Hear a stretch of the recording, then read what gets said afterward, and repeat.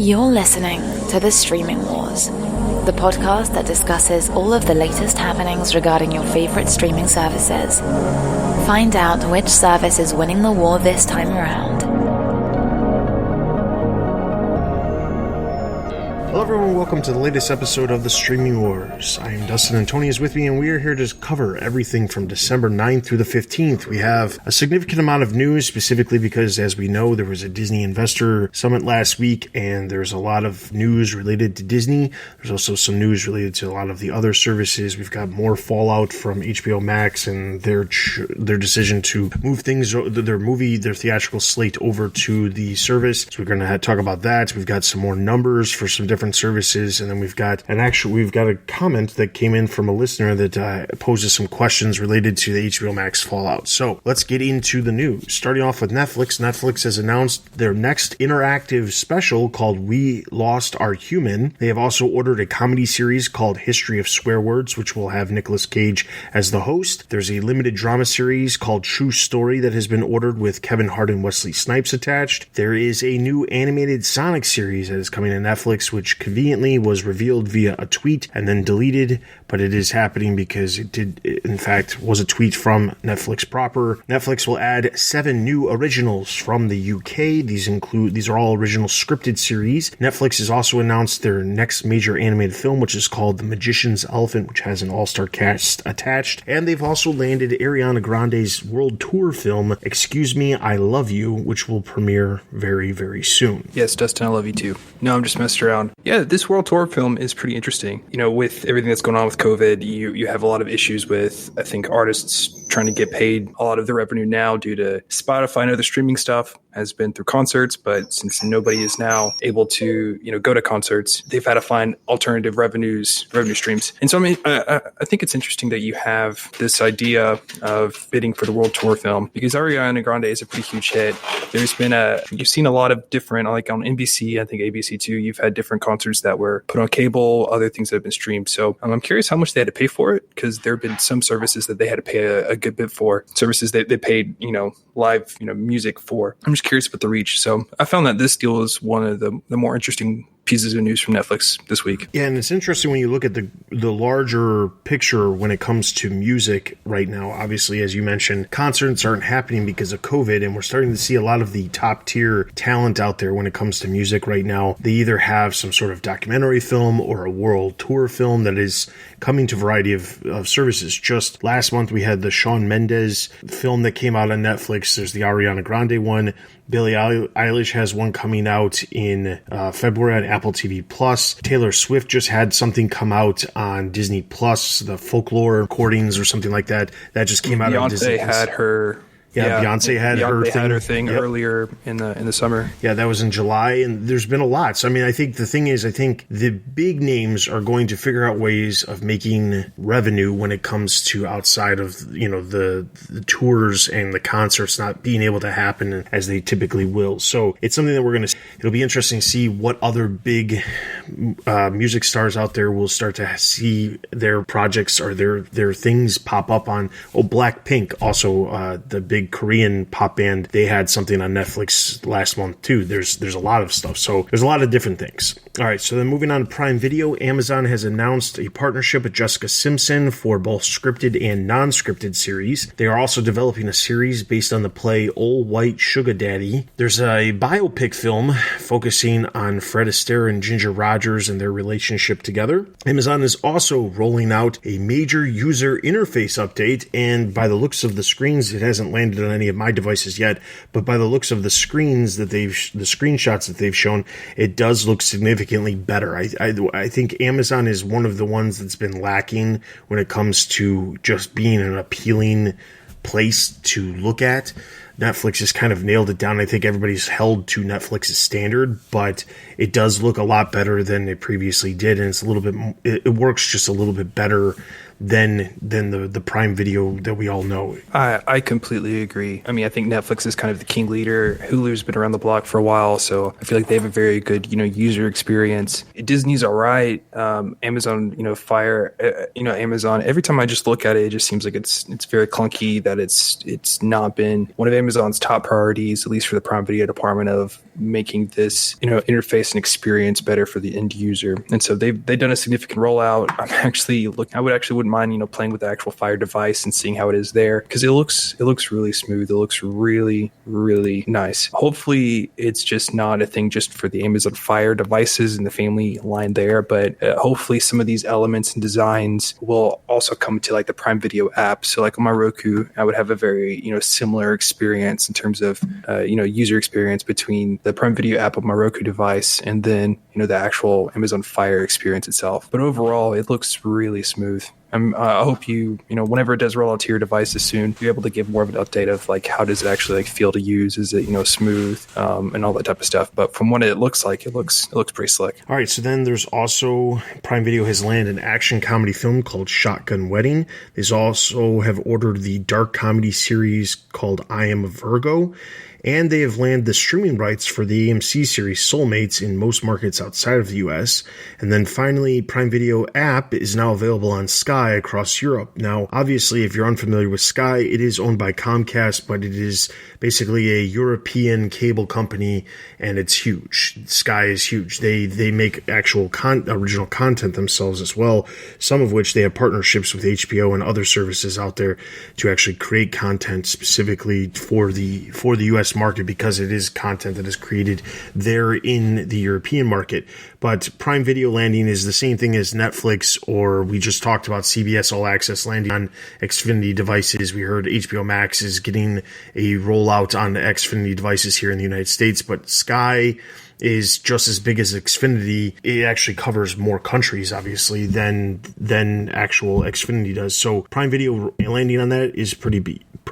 Yeah, just to echo, kind of what you're saying, Sky is huge, and I feel like as a American, it's hard to quite understand how big Sky is in Europe, and it is very much huge. And so, although Amazon does have the Prime Video component product available in the European market, there is something significant about having this deal, and that is very huge, and it's going to help Prime Video's adoption, its market share, just so much. So congratulations on Amazon for getting this deal across, and hopefully whenever there are numbers by Prime Video to see how much it improved their European presence. All right, so then jumping into Hulu, we're going to touch a little bit of the stuff from the Disney Investor Summit. Hulu will be adding ESPN Plus programming and exclusive content from ABC News. Specifically, the headline here is that ESPN Plus is actually going to be integrated as a tab within Hulu's. So if you subscribe to both services, you'll actually be able to access the ESPN Plus content that would be available in an ESPN Plus app by itself, but you'll be able to do that within Hulu. The other big news is that ABC News, which is also owned by Disney, which owns Hulu, will be creating original content for Hulu outside of their typical content that they already produce for ABC. I feel like this is a huge piece of news that is probably a little bit overshadowed by the rest of the Disney news that came out. Yeah, my dog.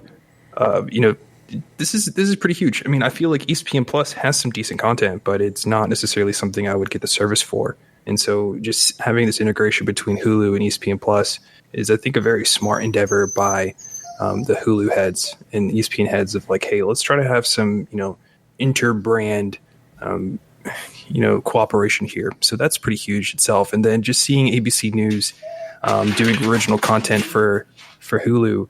I mean, didn't we, I think last episode just didn't, I feel like I complained about how HBO Max and Warner Media were going to try to put CNN on its own separate network when CNN does have some pretty good and interesting, specials itself that it makes, and you can create other programming itself. And so it just seems like, hopefully, I doubt the Hulu execs and the ABC News execs listen to our podcast, but it just seems like they took our idea for CNN original content and just ran with it on, with Hulu and ABC News. And so I think this is going to be pretty huge. I don't necessarily know ABC News content in comparison to like the CNN like news specials that I've heard and seen, but it's just more content for Hulu. And so congratulations. And this is a great way to get the news division, which always is going to have issues with, funding due to advertising, and news is less profitable as a venture as it used to be. Get that part of the business with the streaming part This is really interesting, and hopefully it works out very well. Yeah, and while maybe not executives from Hulu or HBO Max are listening to our podcast, one person who does, which is the entertainment strategy guy, he actually made a comment about Warner Media making the two streaming services. He said, right as Warner sells one niche streamer, meaning Crunchyroll, because we'll get to that, it may make two more. And he was referencing our headline that we talked about in the last episode, and I actually responded with, that it came up on our episode and that we were going to talk about it. But again, it makes sense to utilize what you have and bring it in. And to be fair, and I want to make this very clear about the HBO Max CNN thing, because I think sometimes when we talk about headlines, we're not disclosing whether or not this is like a confirmed thing or not, because there is so much stuff that is confirmed. We hear announcements related to entertainment and films and TV series heading to services, and that is all obviously confirmed news. It comes from sources like Deadline or Variety or Hollywood Reporter, and they're considered confirmed. However, we do report things and we do discuss things that are not necessarily confirmed. There are things that are just rumblings or rumors out there, and we try to pick and choose which ones of those we cover. But the Warner Media one, it came from a legitimate source, and the weird thing about that article is the fact that while that is entirely possible, it doesn't make a lot of sense given everything we're seeing within HBO Max and Warner Media right now. It doesn't make any sense to do that. When you look at Hulu and ABC News, this is exactly what we, as you pointed out, as we suggested they do, like create content specifically for the service so that you can utilize that news division that you already have. ABC News is probably one of the smaller news services or news companies out there when it comes to news, just because they don't have a cable channel that broadcasts news, so they don't have that reach that ABC does. But ABC still is a broadcast station, still has plenty of affiliates across the country when it comes to the actual broadcast stations that are there. So it's not necessarily a small one, but it's not as big as you would say like NBC News, which includes MSNBC, CNBC. It's not as big as obviously CNN and all of the things that they include under their umbrella, or even CBS to a degree. CBS and ABC probably have a very comparable news service when it comes to that. But the point is, utilizing assets within your own company to bolster other elements of your company is exactly what we should be seeing from all of the streaming services. And to a degree, HBO Max has done that. They did have a number of HBO Max or CNN documentaries that ended up at HBO Max rather than being only at CNN, and that was because they're trying to utilize those brands. And this is just further showing that, one, Hulu is important, because they wouldn't be going to the lengths of making sure ESPN Plus is integrated into Hulu, because I think that's important, because I think going forward, at least here in the United States, the huge push for Disney is going to be bundling, getting people to subscribe to that bundle of ESPN Plus, Disney Plus, and Hulu combined in some way, shape, or form. They want you to subscribe to all three because there's more money in it for them if you subscribe to all three rather than just one of them. So that is why they'll be doing that. All right, so moving on with Hulu. Hulu has also acquired the film False Positive. That's from Alana Glazer. And then jumping over to Paramount Plus, CBS All Access has added more children's content. They've also updated their service to include profiles. We've seen this happen on a variety of different services recently, as it's become a much more prominent thing to have profiles separating children from the adult content, and it's something that we're going to continue to see at the services that don't have it. But honestly, I guarantee you by the end of 2021, every major service out there will have profiles so that you can keep the children separate from the adult content that is out there. All right, Apple TV Plus. Apple is adapting the Dark Matter novel into a series. They also have a drama series called The Last Thing He Told Me with Julia Roberts set to star in it as well. All right, so jumping over to Disney Plus. Now, we're going to touch on all the stuff that happened from the investor meeting, but in addition to touching on the investor stuff, there's a couple of smaller things that popped up after the investor meeting, but we're going to kind of do a rundown of everything major that was announced. I think there was a lot of expectations of what could Disney Plus be doing coming, 2021. Could they be making some massive decisions with theatrical releases? Where are their numbers currently sitting at? That was a big one. There was people predicting their numbers could be as high as $100 million, as high as 100 million subscribers based off of the launch in Latin America, which personally I thought was a little high. On the last episode, you might recall that I said I was expecting about 85 million. Well, the first thing out of the gate that they announced was that they hit 86.8 million subscribers as of December 2nd, which puts them the top service out there outside of a service like Netflix that has almost 200 million subscribers. So while there is it shows massive growth, the biggest takeaway from that number is that is on par with what they were predicting they were going to get by 2024. So they've already kind of hit that. They've already adjusted their goals for 2024 so that they have a higher projection. Now they're aiming for about 240 million subscribers by 2024. And then overall, they're expecting 300 million subscribers across the board with all of their streaming options that they actually have, including Hulu and ESPN Plus. ESPN Plus is, like we said, being integrated in different ways within the US. But the big thing is when it comes to their overall number, they are saying that 30% of their numbers that they currently have and their projections going forward are coming out of India, specifically because Disney Plus is being paired with Hotstar. And I think that by itself is an important thing that I think a lot of people are glazing over, is that they've gotten as big as they are because basically almost 30 million of their subscribers that they currently have is because it is Disney Plus is bundled with Hotstar. So when you look at that and you take the Hotstar or India out of the equation, they're only at 60 million, which is still a great number. But it shows that India is an extremely important market, and the bundle that Disney Plus is available with Hotstar in India is extremely important to the growth of Disney Plus. Yeah, I felt that was really cool to see just how huge the India market is. We've seen for a while Netflix trying to crack it and other organizations, but it seems like Disney's probably one of the first really huge streaming services to really get a good foothold in India. So congratulations, Disney Plus. This is awesome. I mean, I think it's crazy to think a year ago, The Mandalorian just launched, and it kind of shook up the news, and just Star Wars fandom alike. I would have never predicted it would get to 86.8 or cut out India, which I don't really want to, but cut out India 60 million outside the India market, but still 86.8 million global Disney Plus subscribers. That's just impressive. I would have never thought that after a year that they would be, I think, number 2 in the U.S. domestic market of streaming services. Like, it's crazy where they are in their growth, and it's even more impressive is that they, with the amount of content that they've had, which really is just like nothing, except for like Hamilton and the new Mandalorian, and that's pretty much it. With the amount of new content that they haven't had crazy amount of churn. Like, if you look at the charts, every month that they're growing, there's not really much of a plateau, if there is any at all. So that to me is the impressive part, is just how much people are excited about the service,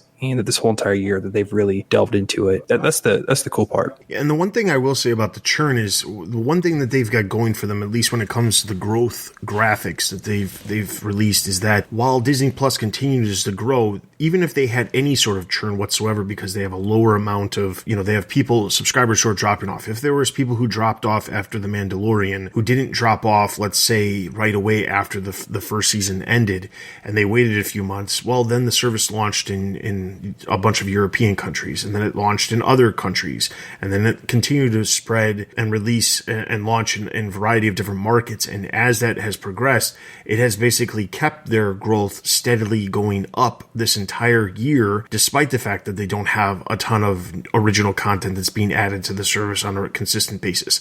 Now, that will change, obviously. There will be a lot more content. There's going to be a lot less markets that will continue, that the service will be able to launch in, because there's just not that many left that they are not already available in. That said, there is, however, a number of, original series that are planned. We're going to get into that in a little bit, that is coming to the service that will keep those people, the 86 million people that they've already got, they'll keep them from unsubscribing because there's more content coming. So it was smart to have the international rollout for the service so closely, put together, where it was basically almost every quarter you had another major launch in a new market, which just propelled them to grow even faster and faster and faster, which was great. And when you look at some of the other services, HBO Max, we're 6 months in, so past 6 months in, we're 7 months in, and we haven't seen any other launches. While we know that they want to get into the international market, they're aiming for a European launch in 2021. The question is, how quickly will that happen? Latin America is also on their radar. How quickly will that happen? How quickly are these other markets going to happen for them to be able to see that growth as quickly as they'd like it to? All right, so the other big announcement related to Star. Now, obviously, we talked about last episode, is it possible that Hulu could get rolled into Disney Plus? And ultimately,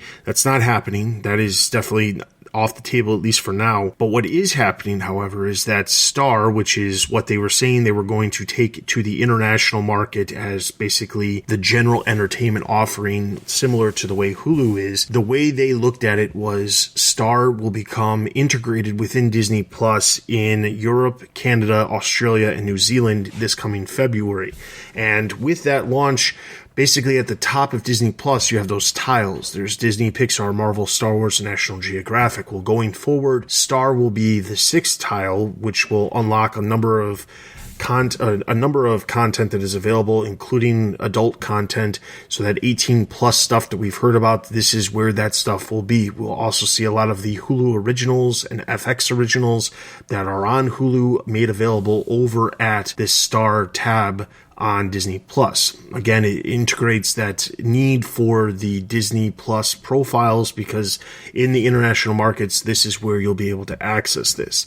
Now, one of the questions I've heard when it comes to this is it possible that Disney Plus adds a Hulu tab into their app, and then you can access the Hulu content within Disney Plus? And I think entirely possible that is something we see announced, not in the coming months, but I honestly do believe with the integration of ESPN Plus into Hulu and the content being available to watch through Hulu, I think it's only a matter of time before they figure out some way of bringing that Hulu content in. There probably is some limitations on what they can bring over. You're not going to see the entire on-demand library that you would typically see because of licensing reasons, but I could easily see any content that they own that is currently over at Hulu when it comes to Hulu originals, the FX content, the ABC dramas and stuff that they have licensed at Hulu. I easily see that stuff making its way to a spot on Disney Plus in the future. I just don't see it happening right now, because they're going to continue to try to build Hulu to become bigger than it actually is right now. Now, what it does mean for Star launching in these other countries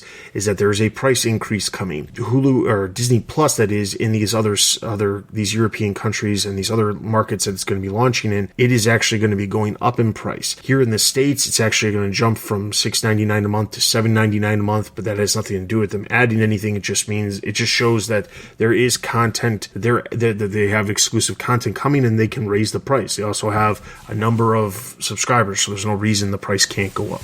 I think the Star news is interesting, of how you're able to get how Star is essentially a channel within Disney Plus, and you're getting a window of Hulu content for the international market. I feel like that's the only way I can explain it without tripping myself up. So, we finally heard some talk of how is it actually going to work. And I think we finally got some clarity on that now. So that's pretty interesting. I think what we've seen from the news with getting ESPN Plus content within the Hulu app, and then now with the news of you have the Star channel within Disney Plus, which offers, the FX type content from the, quote unquote Hulu backlog and stuff like that. I think we're seeing this merging of these different products, and once again, this interbrand cooperation, which makes a lot of sense between the US domestic market, which is pretty unique, versus the global market in terms of just different deals and whatnot that happens. So we're seeing a lot more of cooperation there, and I think that's going to be helpful for consumers in the future. I think a year ago they had these different platforms and they had these different purposes, and they were very distinct. And I think this year what we're seeing is I think a new trend of eventually, I feel like Disney wants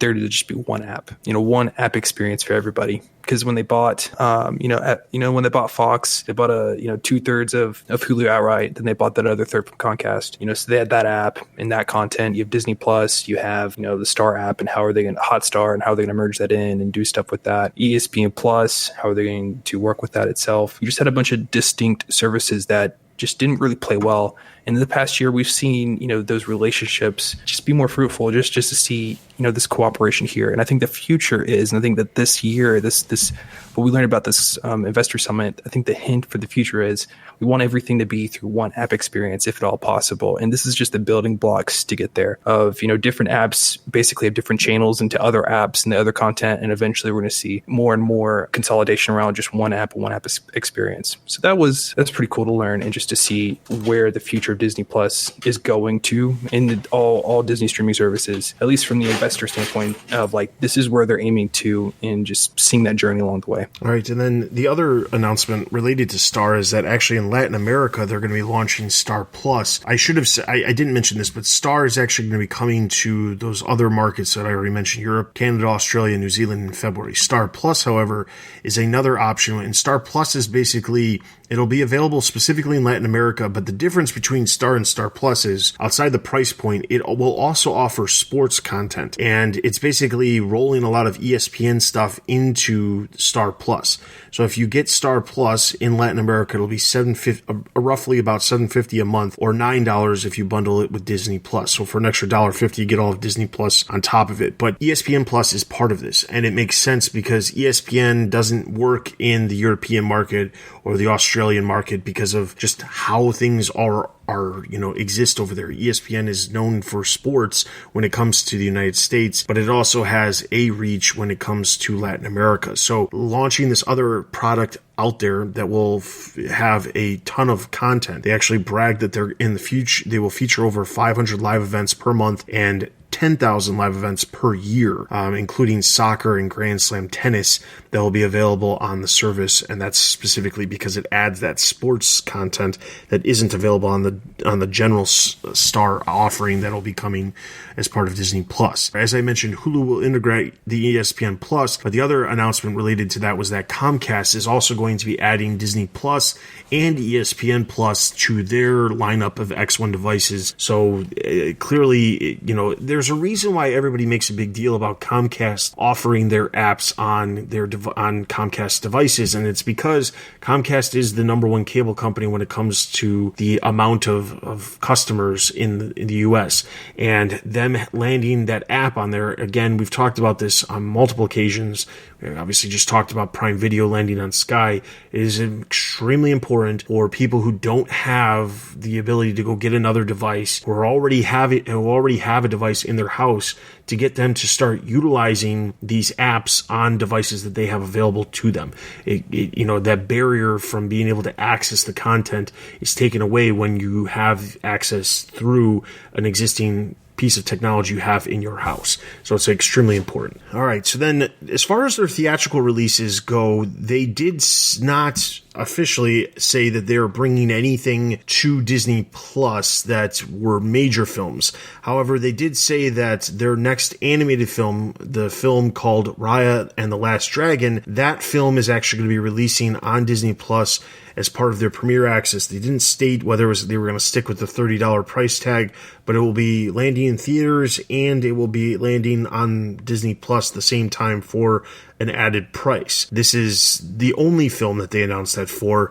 They did officially say dates that they have planned for Marvel films and other films that Disney had planned, Jungle Cruise, other films that they had already on their theatrical slate for 2020 that were pushed. They did announce dates for every single one of them for the theaters. They did not say anything about. However, there was a comment that was made at the very end by the CEO, Bob Chapek, which was Disney Plus gives us the flexibility for the future to adjust things if we need to. And I think that's very important because as we've seen throughout 2020, they have adjusted some films from, a theatrical release to Disney Plus, ones that might not have done well in the theatrical release anyway. And the ones that they have moved are the ones that everyone expects to do extremely well in the box office. So Disney Plus is not taking the route that Warner Media did. They are keeping all of their big films on the slate for theaters exclusively, except for Raya and the Last Dragon, which will premiere in theaters as well as Premiere Access.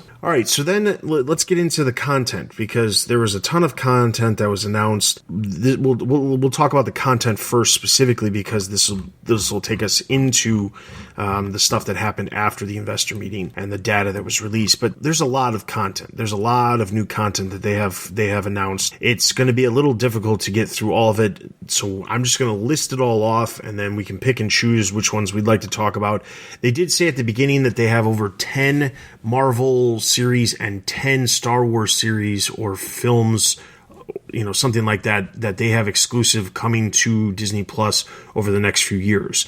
How many a few is, that's up for interpretation, obviously. But after you hear the Marvel slate for at least 2021, you'll realize, well, it could just be 2 years for that. So starting off with Star Wars, they announced an Ahsoka series, which is spinning off of The Mandalorian. There's also a series called Rangers of the New Republic, which is also spinning off from The Mandalorian. They have the previously announced Andor series. There's the Obi-Wan Kenobi series and the Bad Batch. Those were all previously announced. The big announcements of things that weren't previously announced was Lando, which is following Lando Calrissian, but does not have a specific timeline as of now. It's just being developed. There's a series called The Acolyte, which is the previously announced Leslie Headland's creator. She's the creator of Russian Doll. That's her series. There's also a series called A Droid Story, which will focus on R2-D2 and C-3PO. As far as Disney live action, Hocus Pocus 2 is exclusively coming to Disney Plus. They have a remake of Three Men and a Baby. There's already Safety, which is their latest sports offering that just actually released very, very recently. Greek Freak, which we've already talked about. There's a Chris Paul project that they're currently working on. Flora and Ulysses is a comedy adventure based off of the book. Cheaper by the Dozen remake. Diary of a Wimpy Kid remake, which will be an all-new animated film. They are going into 20th Century Fox and bringing Ice Age back with a film called Adventures of Buck Wild.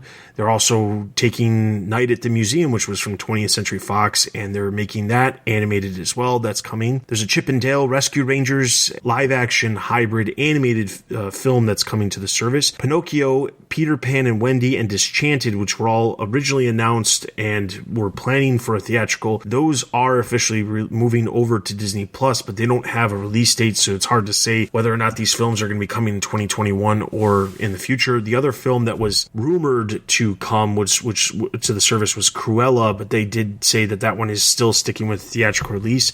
They also announced a Sister Act 3, with Whoopi Goldberg attached.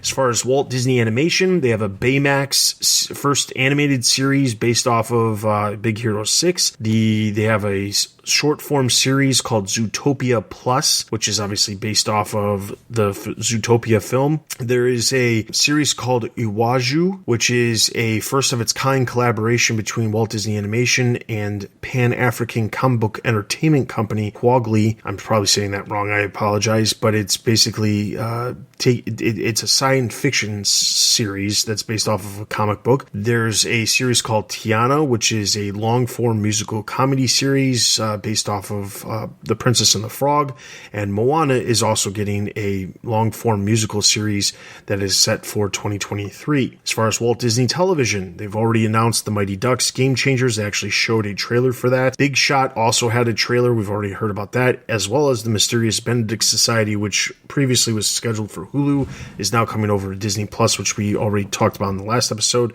as well as Turner and Hooch. And then we have Beauty and the Beast, and then the new ones that they announced there's a Swiss Family Robinson series that they're planning that is a modern reimagining of the classic film. And then obviously Percy Jackson, the Olympians, which we've already discussed as well. When we get over to Pixar, they announced obviously Soul is coming on Christmas, but then there's also a new short called Burrow that's going to be releasing the same time. There's a series called Pixar Popcorn, which will be a collection of mini shorts featuring the established Pixar characters in new stories. Doug Days, which is a animated series based off of the dog Doug found in Up. Cars will be getting a animated series that will follow Mater and Lightning McQueen. And then there's a series called Win or Lose that will land in 2023. Marvel, we've got WandaVision, which is coming in January of 2021. Falcon and the Winter Soldier coming in March of 2021. Loki coming in May of 2021. What If, which these are all previously announced series, so I'm not going to go into details. Obviously, we know what they are. What If is the animated series that's coming in summer of 2021. Miss Marvel and Hawkeye, which were also previously announced, those are coming in late 2021. So that right there means there's six series that are coming out. What If isn't part of necessarily the MCU, but incorporates elements from the MCU, but there are 5 series that are actually tying into the MCU, which will come out in 2021. They also announced further details for She-Hulk and Moon Knight. They also announced new series called Secret Invasion, Ironheart, Armor Wars. There's a Guardians of the Galaxy holiday special coming in 2022, and an I Am Groot series of shorts that will be coming to Disney Plus as well. Secret Invasion obviously is going to be the Samuel L. Jackson, Nick Fury, and Ben Mendelsohn as the Skrull Talos. That is focusing on them, so that's that Samuel L. Jackson series that we already were hinted at. Ironheart features Riri Williams, a genius inventor who creates the most advanced suit of armor since Iron Man, and then Armor Wars brings back Don Cheadle as War Machine to deal with what would happen if Tony Stark's tech fell into the wrong hands. There's a number of new content that's also coming for National Geographic. Custode, the next genius focus is going to be Martin Luther King Jr. There's Secret of the Whales, A Real Bug's Life, America the Beautiful, Limitless with Chris Hemsworth, and Welcome to Earth. So there's a lot of content, but I think the biggest takeaways are, and obviously the big talk of the town is going to be the Marvel content. There's a lot of it in 2021 that's going to keep people from leaving the service, and there's also a number of Star Wars series that are planned going into the next couple years.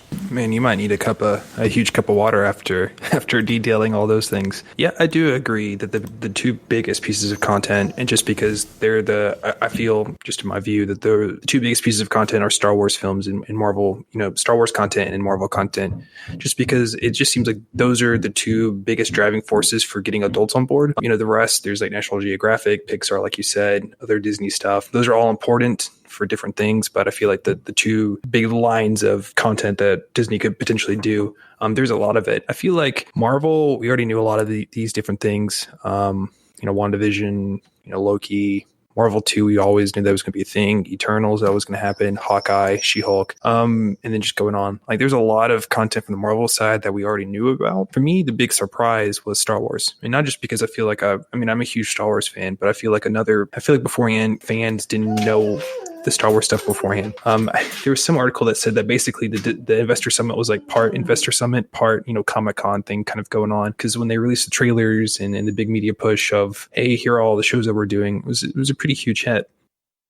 I think that there was like the Andor series that was announced a long time ago after Rogue One, a Cassian Andor series, and just different series. There's just been different rumors, but I feel like with the success of The Mandalorian, and how there's not a big critical reaction to it.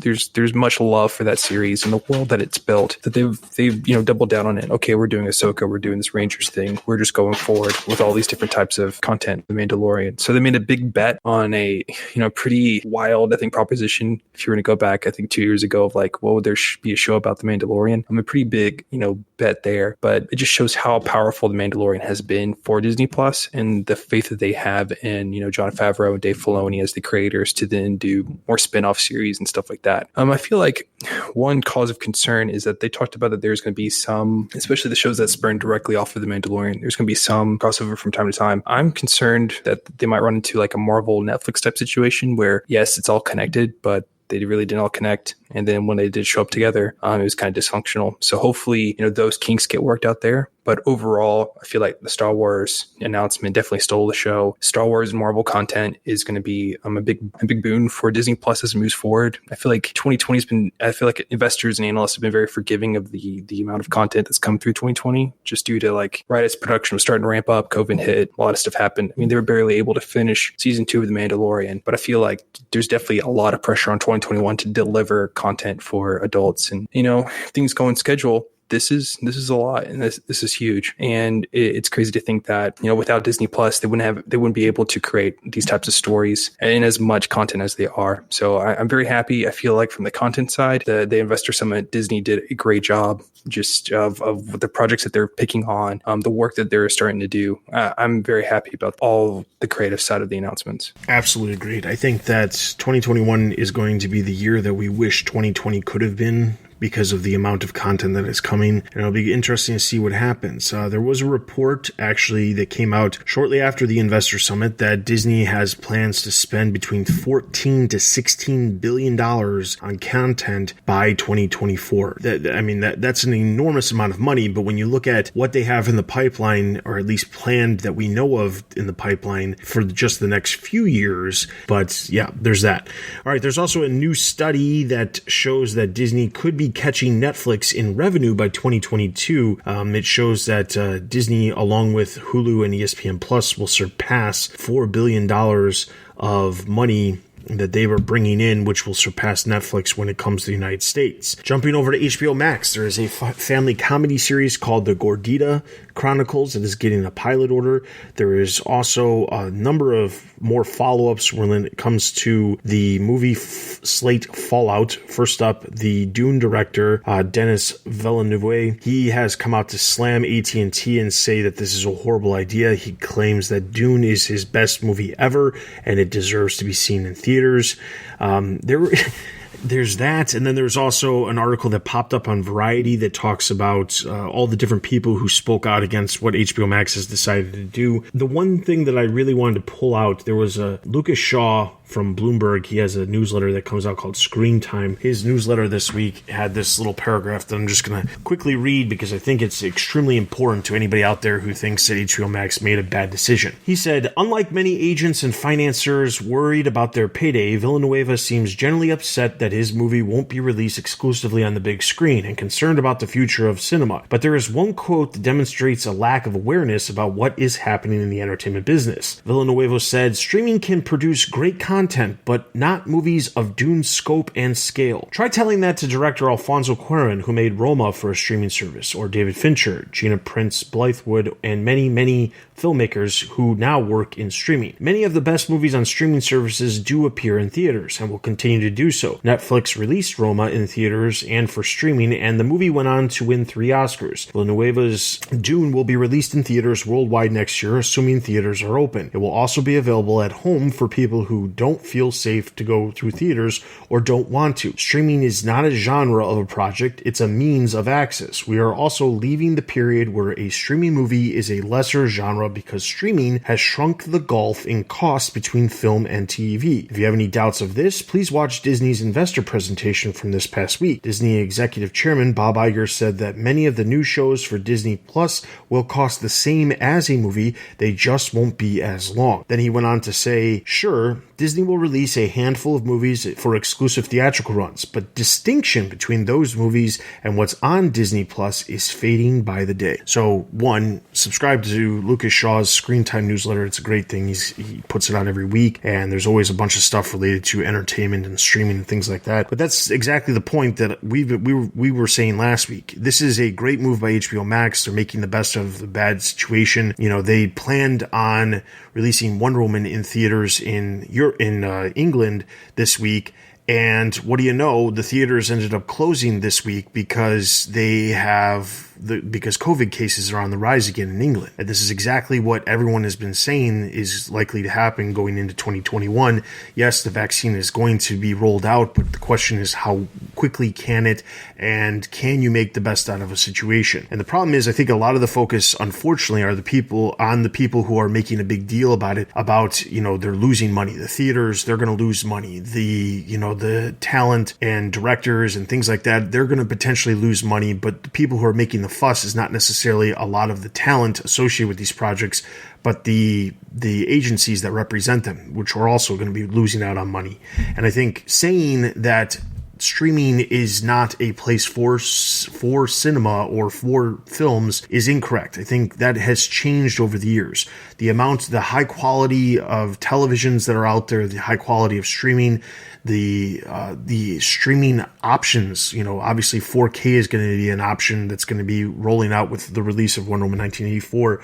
We're seeing streaming get better as a delivery service for this content. And I think that it is a disservice to streaming as a whole to sit there and say that you can't have good quality content on streaming. There's a ton of TV series that would have never been elevated to the degree that they have been if it wasn't for streaming. That's not to say that that's always the case. Obviously, HBO has created multiple series over the course of years before streaming existed that are super high quality. But again, you had to pay a premium price for that content, and that existed outside of the normal realm of what you would see on broadcast television with just ads. So I think the takeaway, and I really hope, and I'm sure it's not, but I really hope that this is the final reason we have to explain why HBO Max is so important. The decision to do this is so important is, while yes, they are losing out on a potential of making a ton of money, as the theaters don't open, they're not going to be making any money. Disney Plus keeping their films for theatrical release, great on them, and there's nothing against what they're choosing to do, but if the theaters cannot reopen and they have to adjust theirs, they're going to be relying heavily on what's happening over on streaming because they're already suffering because of the parks and merchandise divisions not producing as much money as they typically do. And the box office is the only other way for them to bring in money. So if they don't have that money, they're going to be in a situation that's not so great. HBO Max is the opportunity for Warner Media to basically succeed right now. And that's not to say that in 2022 films will continue to be released from Warner Media on HBO Max. Honestly, I don't see that happening because there's just too much money to miss out on by doing that.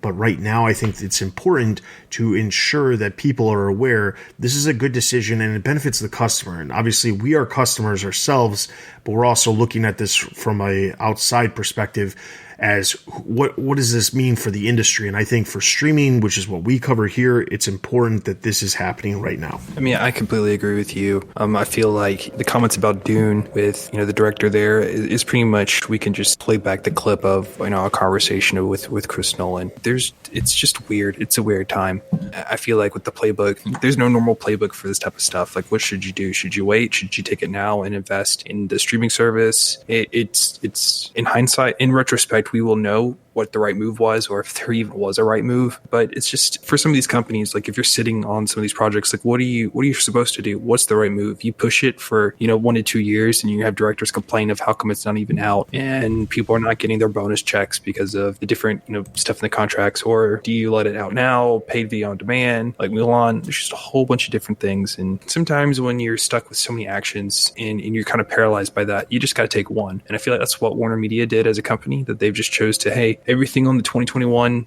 schedule, let's put it on HBO Max. I think that's it's not a crazy and insane move. It makes a lot of sense. I feel like a lot of these directors they're a little bit stuck in the past of like, people go out to movie theaters to get this experience. Like, movie theater viewership has been declining just in terms of numbers. Like, yes, 2019 had a historic year. 2018 has a really good year as well. But if you look at the type of movies that people went to, it was pretty much like superhero movies and Star Wars movies, and then a few action movies hidden in there with like a Fast and Furious film or something. But, outside of kids films, the adults that these directors are trying to target, it just, that the audience is just declined a whole lot in the past couple of years. Just people aren't doing that anymore. I mean, I understand that as you film a movie, you're expecting, I feel like in your head, this grand cinema experience, but that's just not how most people are going to enjoy the content anymore. And especially during this time of COVID, they're definitely not going to do that. So I feel like directors, I hate saying this because it's like, how dare I, as somebody who's not, a director, but they kind of need to change with the times of like, hey, it is 2020, almost 2021. There is a global pandemic. There's been a trend of people not getting in line for a movie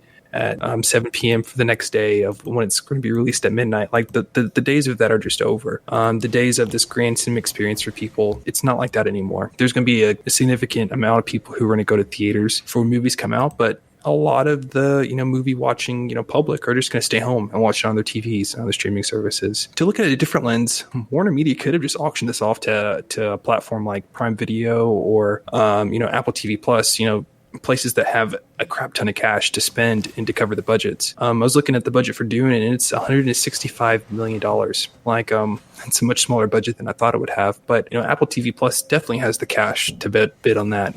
Amazon Prime definitely has the cash to bid on that type of movie. And we've seen all through 2020 different projects that just didn't make it to theaters. And these film studios just sold the rights to these streaming services. I don't see how that's any different in this situation. We didn't hear that many directors then complain about that. Remember the Tom Hanks film that was about a battleship or something? Yeah, Greyhound. Yeah, that was supposed to be like pretty huge. Every time I hear Greyhound, I think of the bus network that's in my state. But yeah, Greyhound, like that was it seemed like a very huge movie, something that would have done decently well at the box office. It's Tom Hanks. It's a war film of World War II or World War II. Like it's pretty huge, and it got sold to Apple TV Plus. I would have thought there would have been more of a sneak about like why they sold it, but there really wasn't. So I don't know what the trend is. Maybe that just there's bigger high profile movies that are coming out in 2021 that they put to streaming service. But I don't understand the difference in opinion of the directors from early 2020 to now late 2020 and early 2021 of movies that are coming out. It's just, what are you supposed to do in this time? It's just hard. And I think ultimately it just comes down to they're making the best of what they can. I understand that there are people who are not getting a great position when they do this, but unfortunately they still have to make a decision for themselves as a company as well. So rounding out HBO Max, they have announced their early 2021 movie dates. Tom and Jerry is coming in March, and Mortal Kombat is coming in April. Those are some of the first ones that are actually going to be coming to HBO Max as well as theaters as well. Jumping over to Peacock,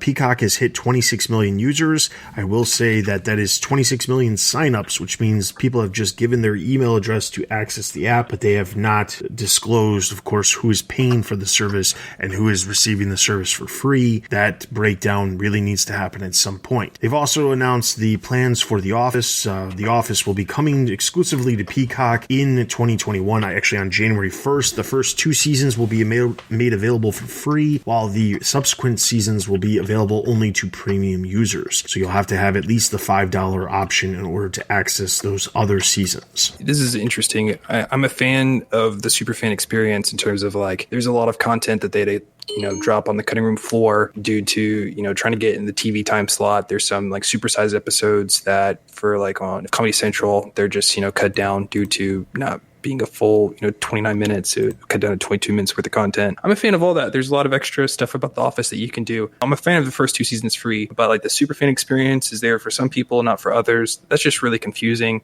I feel like that's not going to really hit well with consumers. So I'm concerned about that. But hey, Peacock is finally getting The Office back. That's a huge sell. Let's just see what the numbers are from, pre The Office to post The Office. Yeah, if anything, it would be nice to see what paid numbers they had prior to The Office and then after The Office. But we can only hope. All right, moving on to Discovery Plus. Discovery, this kind of like fell through the cracks, but actually when they announced their service, they actually announced that there was actually going to be bringing some content from their rival studio A&E to the service as well. They're going to be bringing content from Lifetime, History, and A&E proper to the service, which is a surprise to some because a lot of people didn't see. Also, conveniently, last episode I did mention that Disney was considering selling off their share of A&E, and one of the ways they could do that is by selling to Discovery, which is like a direct rival to A&E because of the type of content that they produce. All right, jumping over to niche streaming services, Crunchyroll is officially being sold to Sony for $1.175 billion, which is an insane number that I never thought Crunchyroll was worth, but clearly Sony does believe it is worth. As I mentioned earlier, ESPN Plus will be integrated into Hulu. Jumping over to other streaming news, Redbox is adding on-demand movies that will roll out a live TV option in the very near future. And then finally, TikTok is heading to televisions in the UK. Now they're going to be launching on Samsung devices or Samsung TVs that are in the UK, and they'll expand from there. No word on whether or not it's going to land in the US. But again, TikTok is obviously very popular, and this makes sense for them to get into the mindset of more people and get more usage out of it. This is definitely news I was not expecting. What if you turn your TV sideways? Do you still have the turnstile technology there? I'm poking fun at Quibi. This is really weird news. TikTok being on televisions, I'm not sure, I guess, what the bigger purpose is of that. There is a large amount of people that do just watch TikTok videos all day long, so maybe that aims to them. It's just kind of weird, but this shows the competition that Quibi was up against. Like, you can have people that just do TikTok stuff. You're not paying for content producers. There's literally people recording videos of themselves that are, pretty, sometimes funny, and they get huge followings and people like. It just shows, I guess, in comparison of like Quibi, of how hard it was to even break through and to be successful. The one thing I will say about TikTok coming to televisions is that I think it makes perfect sense because, like you said, there are people who literally just watch TikTok, and I don't think it's any different, honestly, than having a YouTube app on televisions because it's there. Finally, before we go, there was a awesome email that got sent to us from a listener named Tyler. Had some amazingly great thoughts, in depth. Took him a lot of time to put these thoughts together about the HBO Max rollout of the movies, and there was a couple of questions that he asked at the very end I just want to take a moment to answer. The first one was, is it possible that anyone else could come into the space of streaming? Meaning, is there any other studio or company out there that could enter in the streaming space? And he pointed out that Quibi obviously failed, but outside of Sony, and I think that Sony is completely content with being the owner, I guess, of some niche streaming services and licensing their content elsewhere. I don't think they have any problem with that. Outside of Sony, which honestly, going forward, I think that Sony, ultimately their studio side ends up getting bought by somebody just because I just don't see them lasting as long. MGM also has a some content that they could license elsewhere that could get bought up by somebody else. But honestly, I don't think that there's any other company out there that could actually enter the streaming space. I think all the major players out there, I think Apple would have been one that not a lot of people probably would have projected moving into the streaming space, but they did. And so there's that. Then there was the other comment that Tyler posed is there a possibility that one of the major players in streaming sells out to someone else? And I think that that'd be very difficult. I mean, ultimately, Paramount isn't nearly as big as some of the other studios, but they're not owned by a larger conglomerate like Universal's owned, which ultimately owns Peacock, is owned by Comcast, or HBO Max is owned by Warner Media, which is owned by AT&T, and Disney obviously is big enough on their own. But I think the biggest problem when it comes to one of them being bought out is that they're too big to be bought out. Could AT&T, if HBO Max doesn't prove to be super successful, could they sell Warner Media off? Certainly. That's not unheard of. I mean, it was America Online, AOL, that bought Time Warner back in 2001. So it's entirely possible that something like that could happen, but I just don't foresee it happening based off of the reasons why they bought the company in itself. However, Paramount does seem poised to be a company that could end up being bought by a larger company, and then that could bring a larger company into it.